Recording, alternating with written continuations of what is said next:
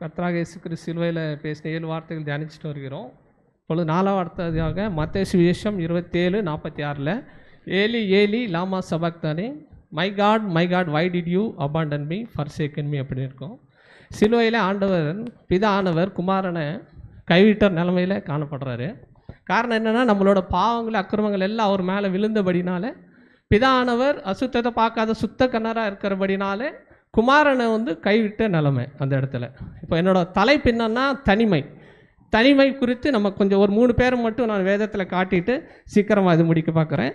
விசேஷமாக ஃபஸ்ட்டு ஏசேப்பு குறித்து பார்க்குறோம். ஆதியாகமம் 37:17 அந்த வசனம் வாசிக்க வேண்டாம், சீக்கிரமாக போவோம். அதில் ஏசேப்பு பார்த்திங்கன்னா தன் சொந்த அண்ணமார்களே பார்த்திங்கன்னா ஒரு குழியில் போடுறாங்க. பிற்பாடு பார்த்திங்கன்னா ஒரு ஐகுப்துக்கு விற்கப்படுறாங்க அடிமையாக.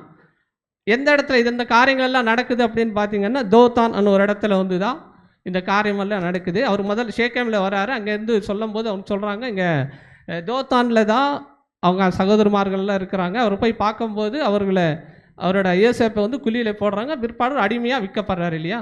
இப்போ அதே தோத்தானில் இன்னொரு தேவ மனுஷனுக்கு ஒரு பிரச்சனை வருது. யாருன்னு பார்த்தா எலிஷாவுக்கு அதே மாதிரி அது சிரியா ராஜானவர் அவர் சேனைகளெல்லாம் அனுப்புகிறார் அவர் பிடிக்க சொல்லி. அப்போ அவரோட வேலைக்கார் எலிஷாவோட வேலைக்கார் அந்த இடத்துல எலிஷா கிட்ட சொல்கிறாரு இல்லையா, இந்த மாதிரி எல்லாருமே பட்டணமெல்லாம் சுற்றி வலிச்சிட்டாங்க அப்படின்னு சொல்லும்போது எலிஷா என்ன சொல்கிறாரு, அவர் வேலைக்காரோட கண்களை திறந்து விடு ஆண்டவர்கிட்ட சொல்லும்போது அவரோட கண்கள் திறந்து பார்க்கும்போது என்ன ஆகுது, அக்னி ரதங்களால் சுற்றி இருக்குது இல்லையா. அப்படின்னு நான் என்ன சொல்ல வரேன்னா, எந்த ஏசேப்புக்கு ஒரு பிரச்சனை, ஏசேப்பு தனிமையாக விடப்படுற ஒரு சூழ்நிலை. ஆனால் ஆண்டவர் ஏசேப்பு இடத்துல மௌனமாக இருந்த ஆண்டவர், எதுவுமே பேசாத இருக்கிற ஆண்டவர். ஆனால் எலிஷாவோட வாழ்க்கையில் ஒரு பிரச்சனை வரும்போது அக்னி ரதங்களால் அனுப்புகிறார். நம்ம வாழ்க்கையில் சில காரியங்களை குறித்து தனிமையாக நம்ம தள்ளப்படும் போது, நம்ம ரொம்ப ஏக்கத்தில் கஷ்டத்தில் இருக்கும்போது, எந்த காரியம் நடக்கலை, எனக்கு மாத்திரமே இப்படியே நடக்குது, எனக்கு மாத்திரமே எது செஞ்சாலும் வாய்க்கலை, எதுவுமே என்ன பண்ணாலும் நடக்கலன்னு ஏசேப்பு கூட பல முறை நினச்சிருக்கலாம். அப்போ தான் கொஞ்சம் வாழ்க்கையில் ஒரு படி கொஞ்சம் மேலே, எப்போது ஏசேப்புக்கு ஒரு படி மேலே, எங்கே போத்திபார் வீட்டில் கொஞ்சம் அதிகாரம் கிடைக்குது, வீடெல்லாம் பார்த்துக்கும்படிக்கு அதிகாரம். ஆனால் உடனே என்ன ஆகுது, அடுத்த பிரச்சனை என்ன ஆகுது, உடனே அவர் எங்கே செய்யாத தவறுக்கு அவர் சிறைசாலை கொண்டு போகிறாரு இல்லையா. நம்ம வாழ்க்கையில் நம்ம அப்படி பார்க்கும்போது கொஞ்சம் தான், இப்போ தான் கொஞ்சம் லைஃப்பில் கொஞ்சம் மேலடி வந்துட்டோம். அந்த தனிமையில் யாருமே உதவலை பாருங்கள். நிறையா டைம் எல்லா நேரத்தில் கூடவே இருக்கிற நண்பர்கள் வீட்டாருமே சரி தனிமையாக விடப்படும் போது ஆண்டவர் ஏன் அந்த தனிமை நமக்கு அனுமதிக்கிறாருன்னு பார்த்தா, ஹோசையா 2:14 சொல்கிறாங்க. இங்கிலீஷில் அருமையாக இருக்குது ஒரு வார்த்தை. என்னன்னு சொல்கிறாருன்னா, பவர்ஃபுல் அட்ராக்ட் அப்படின்றாரு. அதாவது இங்கிலீஷ் தமிழில் சொல்லணும்னா உங்களை மயக்கி வனாந்திரத்தில் கொண்டு போய் அங்கே அன்பாக உங்களோட பேசி, எப்போ தனிமையாக ஆக்கி நம்மளை தனிமையாக கொண்டு போகும்போது அவர் எங்கே கொண்டு போகிறார், நம்மளை வனாந்திரத்துக்கு கொண்டு போகிறாரு. அந்த இடத்துல யாருமே இல்லை. எப்போ தெரியுமா நம்ம ஆண்டவர் பேச்சு கேட்போம், எதுவுமே வைக்காத, எதுவுமே நடக்காத போது, ரொம்ப எந்த உதவி எல்லார் மனுஷக்கிட்டேருந்து நமக்கு போகும்போதுக்கு அப்புறம்தான் நம்ம அவர் பேச்சு கேட்போம். அதனால தான் அவர் தனிமையாக வனாந்திரத்தில் கொண்டு போவார். அங்கே அன்பாக அவங்களோட பேசுவார். உங்களுக்கு அதுக்கப்புறம் என்ன கொடுக்குறாரு, திராட்சை செடியை கொடுக்குறாருன்னு இருக்குது. அப்போ தனிமை அப்படின்றது நல்லது தான். ஏன்னா அப்போ தான் நமக்கு தெரியும் யார் நம்ம கூட இருக்கிறா, யார் நம்ம கூட இல்லை. நம்ம கூடவே இருக்கிறவன் நம்ம பிரச்சனை வரும்போது நீ சுற்றி பார்க்கும்போது அவன் இருக்க மாட்டான். ஏன்னா தனிமையில் ஆண்டவர் தான் அந்த தனிமை நமக்கு கொடுக்கறது. அந்த தனிமை ஏன் எதுக்கு தனிமை அப்படின்னா, யோசேப்பு வாழ்க்கையில் நீங்கள் பார்க்குறீங்க, அந்த தனிமை எங்கே போய் நிற்கிது. ஒரு வேளை அவர் போகிறது வேறு வீட்லேயே அவர் ஓகே இதுதான் லைஃப், ஆண்டவரே இது பரவாயில்ல, கொஞ்சம் நல்லா ஆயிடுச்சு, எனக்கு சூழ்நிலை இப்போ பரவாயில்ல, ஒரு சின்ன இன்க்ரிமெண்ட் கிடச்சிருச்சு, இது கடைசி இஎம்ஐ முடிய போகுது, இனி எதுவே பிரச்சனை இல்லை அப்படின்னு நினைக்கும் போது, அப்போ அந்த இஎம்ஐ முடிக்கிறதுக்குள்ளேயே இன்னொரு பிரச்சனை தெரியுது. பின்னாடி அது காட்டில் பெரிய பிரச்சனை வந்துவிடும். என்ன காரணம் அப்படின்னு பார்த்தீங்கன்னா, ஆண்டவர் நமக்கு கொடுக்க வேண்டிய அந்த உயர்வு இனி வரல. ஏன்னா போர்த்திவன் வீட்லேயே அங்கேயே அவர் ஓகே இது எனக்கு நல்ல ஒரு இடம் தான், இங்கேயே நான் இப்படியே செட்டில் ஆகிக்கலாம் நினச்சிருக்கலாம். ஆனால் அதுக்கு செய்யாத தவறுக்கு எங்கே போகிறார், அவர் சிறைசாலுக்கு போயிடுறாரு. இப்போ என்ன நினச்சிருப்பார் ஆண்டவர், இப்போ தான்ப்பா லைஃப்பில் ஒரு அடி கொஞ்சம் நல்லா இருக்குதுன்னு நினச்சா அதுக்குள்ளே பாருங்க எங்கே போய் விழுந்துட்டேன், சிறைசாலில் இருக்குன்னு அவரோட மனநாள் எவ்வளோ தூரமாக இருந்திருக்கும். ஆனால் ஆண்டவரோட தரிசனம் என்ன, அவர் தேசத்தில் 2வது இடத்துக்கு போயிடணும், தேசத்தை ஆளுகை செய்யணும். அப்படி என்ன அந்த தனிமை நல்லதா கெட்டதா, தனிமை நல்லது. அந்த தனிமையில் தான் ஆண்டவர் உங்களை அன்பாக பேசி உங்கள் கூட பேசுறதுக்கு, நீங்கள் பழகிறதுக்கு அந்த தனிமையை உங்களுக்கு அனுமதிக்கிறாரு. ரெண்டாவதாக பார்க்கும்போது விசேஷமாக பெண்கள் குறித்து அன்னாள் பற்றி நம்ம பார்க்குறோம் இல்லையா. அன்னாளோட வாழ்க்கையில் என்ன பிரச்சனை? அவங்க குழந்தை இல்லை, மலடியாக இருக்காங்க. விசேஷமாக இஸ்ரவேலில் வேறு எந்த குறை இருந்தாலும் கவலை இல்லை, ஆனால் மலடியாக இருந்தால் தான் பெரிய பிரச்சனை. ஏன்னா அதுதான் ஒரு சாபமாக அவங்க பார்க்குறாங்க இல்லையா. அன்னாளோட விஷயம் நமக்கு எல்லாருக்கும் தெரியும். பெண்கள் டெய்லி அவங்கள சங்கடப்படுத்துகிறாங்க, கஷ்டப்படுத்துகிறாங்க. பயங்கரமான கஷ்டம், தனிமை, அழுகிறாங்க, சாப்பிட்றதில்ல. காரணம் என்னென்னா மலடியாக இருக்காங்க, குழந்தை இல்லை. இப்போ ஆலயத்துக்கு போய் ஜெபிக்கலான்னு பார்த்தா அங்கேயும் ஊழியக்காரர் என்ன சொல்கிறாரு, ஏன் காலையிலே குடிச்சிட்டு இருக்கிறேன் அப்படின்னு கேட்குறேன்னா அந்த அளவுக்கு தாக்கம், வேதனை தாங்க முடியல. தினந்தோறும் அவங்கள அந்த வார்த்தையால் அவர் தாக்கப்படுறாங்க. அதனால தான் அந்த எவ்வளோ கஷ்டம் அப்படின்னா, அவங்க ஆலயத்தில் ஜெபித்தாலும் கூட அங்கே இருக்கிற ஏலி கூட என்ன நினைக்கிறாங்க, குடிச்சிட்டு வந்தாச்சோ அந்த அளவுக்கு போகுது அந்த விஷயம். அப்போது என்ன நடக்குதுன்னா, இங்கே அன்னாளுக்கு கிடைச்ச மிகப்பெரிய ஒரு நல்ல ஒரு வாய்ப்பு, நல்ல ஒரு விஷயம் என்னன்னா, ஒரு வாழ்க்கையில் அவருக்கு ஒரு நல்ல கணவன் கிடச்சிருக்காருங்க. யார்? எல்கானா. எல்கானா ஒரு நல்ல கணவர் தானே. அவர் என்ன சொல்கிறாரு, நீ கவலைப்படாதம்மா, 10 குமாரனை காட்டிலும் நான் உனக்கு விசேஷத்துவம் இல்லை அப்படின்னு சொல்கிறார் இல்லையா. இப்போது நான் ஆண்கள் சைடு கேட்குறேன், நம்ம உண்மையாகவே நல்ல ஒரு எல்கானா மாதிரி இருக்கிறோமா நம்ம மனைவிமார்களுக்கு? நான் ஒரே ஒரு சம்பவம் மட்டும் சொல்லிடுறேன். நான் பிப்ரவரி 28 வேலையை ரிசைன் பண்ணேன். அதுக்கப்புறம் 1 மாதம் மார்ச் வீட்டில் தான் இருக்கேன். அதை கன்சல்ட்டிங் மாதிரி வீட்டிலேருந்து ஒர்க் பண்ணுறேன். அப்போ எனக்கு கொஞ்சம் டைம் இருக்குது. அப்போ நான் என்ன சொன்னேன், வீட்டில் இந்த மாதம் நானே வீடு நான் பார்த்துக்கிறேன், எல்லா வேலைகளும் நான் செய்கிறேன், ஜோயலை பிக்கப் பண்ணுறேன், ட்ராப் பண்ணுறேன், எல்லா வேலை செஞ்சுக்கிறேன் அப்படின்னு நான் சொல்லிட்டேன். ஃபஸ்ட்டு வாரம் ரொம்ப நல்லா போச்சு. சீக்கிரம் எல்லா வேலையும் முடிச்சுட்டேன். 2வது வாரம் ஆரம்பிக்கும் போது காலையில் 8 மணிக்கு சாப்பிட்றது 11 மணிக்கு சாப்பிடுவேன். அப்புறம் மத்தியானம் 1 மணிக்கு சாப்பிட வேண்டி 3 ஆகிடும். நைட்டு அதே மாதிரி 10 10:30. என்ன இப்படி நடக்குதுன்னு பார்த்தா, காலையில் வீட்டில் ஒரு 8:30 8:40க்கு காலேஜ் போயிடுவாங்க. அதுக்கப்புறம் 10 மணிக்கு மேலே அந்த பாத்திரமெல்லாம் விளக்கி வெளியே காய் வச்சேன்னா திரும்ப மத்தியானம் பார்த்தா மத்தியானம் திரும்ப ஒரு 10 இருக்கும். சரி என்னடான்னு பார்த்தா ராத்திரி திரும்ப ஒரு 10 சேர்ந்துடுது. அவன் வீட்டில் மேக்ஸ்னால அவங்க என்ன ஃபார்முலா கொடுத்துருக்காங்கன்னா A+B² அப்படின்னு. என்னடான்னு பார்த்தா காலையில் ஒரு 2, மத்தியானம் ஒரு 2, மொத்தம் சேர்த்துனா 10 அப்படின்ற மாதிரி அந்த ஃபார்முலா மாதிரி எவ்வளவு தேய்ச்சாலும் எனக்கு இன்னொரு டவுட்டு, டெய்லி நம்ம வீட்டு பாத்திரம் தான் கழுவுருமா இல்லை நல்லா கழுவுறான்னு பக்கத்து வீட்டு அக்கா இங்கே போட்டுருவாங்க. அது என்னன்னா அத்தனை பாத்திரங்கள் தேய்ச்சி இதாக. 2வது இன்னொரு முக்கியமான விஷயம் என்னென்னா, இங்கே ட்ரெஸ் வாஷ் பண்ணுறது தான். அது நம்ம நேரத்துக்கு எங்கள் வீட்டில் வாஷிங் மிஷின் கெட்டுடுச்சு. நான் எல்லா ட்ரெஸ்ஸு வாஷ் பண்ணி எல்லாம் காய போட்டு சாயந்தரம் வரத்துக்குள்ளே ஜோயலை பிக்கப் பண்ணி வந்தால் திரும்ப அங்கேருந்து ஒரு சத்தம், காலையில் எங்களெல்லாம் துவச்சி காய் போட்டிங்களா, அதெல்லாம் எப்போ எடுப்பீங்க? திரும்ப அதெல்லாம் எடுத்து அதில் சிலதெல்லாம் அயன் வேறு பண்ணுவேன்.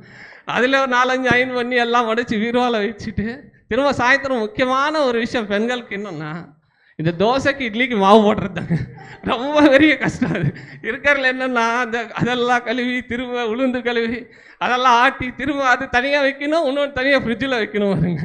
இது ரொம்ப கஷ்டம். இன்னொன்று பார்த்து கடைசியாக சரி வீட்டில் சாயந்தரம் தான் வராங்கப்பா, அவங்களுக்கு எதாவது செஞ்சு வைக்கணுன்ட்டு திரும்ப சரி நமக்கு தெரிஞ்ச ஒரு குழம்பு ஒரு டீ வச்சா அந்த மாதிரி கரெக்டாக வீட்டில் சாப்பிட்டுட்டு, என்னங்க குழம்புல உப்பே இல்லை, டீயில் சர்க்கரை இல்லை, இதே தான் நான் நினச்சேன். இத்தனை நேரம் கஷ்டப்பட்டு காலையிலேருந்து இவ்வளோ செஞ்சால் நல்லா இருக்குன்னு சொல்லக்கூடாது ஒரு வார்த்தை. நான் ரியலைஸ் ஆனேன், எத்தனை டைம் நம்ம பெண்கள் அப்படி சொல்லியிருப்போம், எத்தனை டைம் எங்கள் வீட்டில் நான் சொல்லியிருப்பேன், எவ்வளோ ஆசையாக சமைச்சு வச்சுருப்பாங்க, ஒரு நாளாவது அது நல்லா இருக்கா அப்படின்னு நான் சொல்லியிருக்கேம்மா. உண்மையாகவே பாவங்க பெண்கள், உண்மையாகவே ரொம்ப பாவம், ரொம்ப கஷ்டம். இந்த வேலைகளெல்லாம் செஞ்சு இனி ஒர்க்கிங் பார்ட்னர் எல்லாம் ரொம்ப கஷ்டம். காலையில் வேலையிலும் செய்யணும், திரும்ப வேலைக்கு போகணும், திரும்ப சாயந்தரம் திரும்ப சமைக்கணும். இப்போ நான் வீட்டில் இருந்தே இத்தனை வேலை செஞ்சாலும் முடியல, ஆனால் வீட்டு வேலை எவ்வளோ செஞ்சாலும் முடியாது. ஆனால் ஆண்களுக்கு அது தெரியாது பாருங்கள். சோஃபா கடையில் டீ குடித்தா அந்த கிளாஸ் அங்கே தான் இருக்கும், அதை எடுத்து சிக்கில் கூட போட மாட்டோம். ஏன்னா எங்கள் வளர்ப்பா அப்படி மேனுஃபேக்சரிங் டிஃபெக்ட் அது. அதனால் பெண்கள் கொஞ்சம், ஆனால் ஒரு நல்ல ஏற்கனா மாதிரி நம்ம வாழ்க்கையில் இருந்தால். ஏன்னா நீங்கள் நிறைய பாருங்கள், ஒர்க்கிங்கோட உண்மையாக இருந்தாலும் வீட்டில் இருக்கிறவங்களும் இனி ரொம்ப கஷ்டங்க. ஒரு வேலை முடிச்சு இன்னொரு வேலை இருந்துகிட்டே தான் இருக்குது கண்டிப்பாக. ஆனால் ஒர்க்கிங் உமன் கூட அவங்களும் போகும்போது பாருங்கள், அவங்க ஹேண்ட்பேக்கில் நிச்சயமாக சொல்கிறேன், பாதியில் பாதி பேர் ஒரு விக்ஸோ இல்லை ஒரு மென்தாரோ இல்லை வந்து ஒரு ஜெண்டு பாம் இல்லாமல் இல்லை. ஏன்னா அவ்வளவு வருத்தம், அவ்வளோ வேலை. இவங்களோட தனிமையை நீங்கள் போக்கணும்னா ஆண்கள் தயவு செஞ்சு கிச்சனுக்குள்ளே போங்க. கிச்சனுக்குள்ளே சில வேலைகள் செஞ்சே ஆகணும் நம்ம. ஏன்னா அப்படியே விட்டுட முடியாது. அப்படி விட்டுட்டோம்னா கஷ்டம். ஏன்னா ரொம்ப கஷ்டங்க, பாவங்க. அதான் சில வெங்காயம் ரொம்ப ஈஸி தான். என்னையும் ஃபஸ்ட்டு கேட்டாங்க, வெங்காயம் கொடுத்து இது அறிங்கன்னு சொல்லும் போது நான் லேண்ட்ஸ்கேப்லையா போர்ட்ரைட்லையான்னு அவங்க கேட்கும் போது என்ன இல்லை பிரிண்டாக தர போகிறீங்க நீங்கள், லேண்ட்ஸ்கேப்பில் போர்ட்ரைட்டுன்னு எப்படி வேணால் அறிங்கப்பா. ஏன்னா அதுக்குள்ளே எண்ணெல்லாம் காயுது. அது அந்த மாதிரி சின்ன சின்ன வேலைகள் தான், பெருசாலாம் அவங்க எதிர்பார்க்கலை.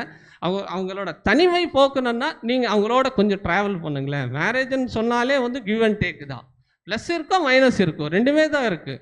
ஏன்னா ஜென்ஸ் பொறுத்தவரைக்கும் என்ன பிரச்சனை அப்படின்னா, அந்த ஆதாம் பாருங்கள், ஏவாள் தான் கொண்டாந்து பழம் கொடுத்தாங்க, சாப்பிட்டாச்சு. ஆனால் ஆண்டவர் வரும்போது என்ன சொல்கிறாரு, ஒரு குறை சொல்கிறாரு. என்ன சொல்கிறாரு, நீ கொடுத்த ஸ்ரீதா அவங்க தான் கொடுத்தாங்கன்னு குறை வந்து சொல்கிறதுலே ஆண்கள் நம்ம எப்படி இருந்தாலும் முகலாடி வந்துடுவோம். ஸோ அதனால் அப்படி இல்லாமல் நம்ம குடும்பம் இனி நல்லா அந்த தனிமை போக்கணும். அவங்கள சின்ன சின்ன வேலைகள், எமோஷ்னல் அட்டாச்சில் நீங்கள் அவங்க கூட இருங்க. சின்ன சின்ன வேலைகள் அவங்க கூட ட்ராவல் பண்ணி செஞ்சால் அது ஃபேமிலி இனி கொஞ்சம் லவ் இன்க்ரீஸ் ஆகும். அதுக்கப்புறம் வந்து நல்ல ஃபேமிலி ப்ரேயர் இருக்கும், சபைக்கு அது ரொம்ப யூஸ் ஆகும். சரிங்களா? அது பிற்பாடு கடைசியாக நான் யோபு பற்றி சொல்கிறேன். இது ஆண்கள் சைடு. யோபுக்கு தெரியும், எல்லாமே ஒரே நாளில் அவர் இழந்துட்டார். எல்லாமே அது சொத்தெல்லாம் போனாலும் பரவாயில்ல, திரும்ப சம்பாதிச்சிடலாம். ஆனால் குழந்தைங்கள்லாம் இறந்துட்டாங்கன்னா அதோட மனநலம் எப்படி இருக்கும்? ரொம்ப துக்கம், ரொம்ப கடுமையான வேதனை. ஆனால் வந்து பாருங்கள், ஒரு தனிமையாக உட்காந்துருக்கும் போது மனைவி என்ன சொல்லியிருக்கணும், பக்கத்தில் வந்து அவங்ககிட்ட எந்த ஆறுதல் சொல்லாட்டியும் பக்கத்துலையாவது உட்காந்துருக்கலாம். ஆனால் அப்படி சொல்லாமல் அவங்க என்ன சொன்னாங்க, நான் அந்த வார்த்தை சொல்ல விரும்பலை, ஏன்னா ரொம்ப கடினமான வார்த்தை அவங்க பேசிட்டாங்க. ஆனால் அப்பவும் யோபு வந்து எதுவுமே சொல்லலைங்க. அப்போ கூட அவர் வந்து இந்த மாதிரி இருப்பேன் தான் சொன்னார் தவிர அந்த வார்த்தை கூட சொல்லலை. ஏன்னா அதுதான் ஆண்கள், நாங்கள் எதுவுமே சொல்ல மாட்டோம், எங்களுக்குள்ளேயே இருக்கும் எல்லாமே. நிறையா விஷயங்கள் எங்களுக்குள்ளே ஹைட் பண்ணிப்போம், நிறைய விஷயங்கள் வெளியில் சொல்ல மாட்டோம் நாங்கள். ஆனால் அதையும் உங்களுக்கு தெரியணும் அப்படின்னு நீங்கள் நினச்சிங்கன்னா நீங்கள் கொஞ்சம் பேசுகிறதுக்கு இடம் கொடுங்க, கொஞ்சம் ஸ்பேஸ் கொடுங்க. அவங்களோட தனிமை போக்கணுன்னா கொஞ்சம் இடம் கொடுங்க, கொஞ்சம் நல்லா கொஞ்சம் பேசுங்க. கொஞ்சம் ஒரு தோல் தாங்க நாங்கள் எதிர்பார்க்குறோம், மற்றபடி எதுவுமே இல்லை. கொஞ்சம் தட்டி கொடுங்களேன், அவ்வளோதான். அந்த தனிமையை அப்படியே எடுத்துட முடியும். ஆனால் யோபுக்கு வந்து அது கூட கிடைக்கல, அவர் ரொம்ப மிகுந்த கடுமையான தனிமையில் இருக்கிறார் இல்லையா? அதனால் இன்னொரு விஷயம் என்ன சொல்லணும்னா, உண்மையாக சொல்லணுன்னா நான் இன்னொரு விஷயம் மட்டும் சொல்கிறேன். ஒரு உண்மையான சம்பவம் தான், தொடப்பட்ட பாருங்கள். எங்கள் அக்கா வீட்டுக்காரர் வந்து 50 வயசு, எங்கள் அக்காவுக்கு 48. ஒரு 2 வருஷம் முன்னாடி தான் எங்கள் மாமா இறந்துட்டார். ஒரு என்ன காரணத்தில் இறந்தார் அப்படின்னு சொல்லி பார்த்தீங்கன்னா, கார்டியாலிக் அரெஸ்ட்டு, அதாவது வந்து ஹார்ட் அட்டாக்கில் வந்து இறந்துட்டார். அப்போ எங்கள் அக்காவை நான் திரும்பி பார்க்கும்போது ஒரு 6 மாதம் கழித்து மாமா இறந்ததுக்கப்புறம் பார்க்கும்போது அவங்க என்கிட்ட சொன்னது என்னென்னா, நான் ரொம்ப தப்பு பண்ணிட்டேன் நினைக்கிறேன். ஏன்னா எல்லாருமே வீடு வாங்கிட்டாங்க, எல்லாருமே கார் வாங்கிட்டாங்க, எல்லாருமே சொத்து வாங்கிட்டாங்க, நம்ம இன்னும் எதுவுமே வாங்காமல் இருக்குமே. சரி, இந்த வீடு வாங்கிடலாம், ஏன்னா ஒரு வண்டி வாங்கிடலாம், அது இஎம்ஐ தான், வீடு இஎம்ஐ தான், இனி பையன் வேறு படிக்கிறான். இத்தனை ப்ரெஷர் வந்து ஒரு ஆண்கள் மேலே இருக்கும்போது அவங்க என்ன தான் பண்ண முடியும்? அவங்க நிலைமை என்ன அப்படின்றது புரியாமல் அவங்கள வந்து இத்தனை ப்ரெஷர் அவங்க மேலே வச்சதுனால கடைசியில் ஒரு ஹார்ட் அட்டாக்கில் இறந்துட்டார்.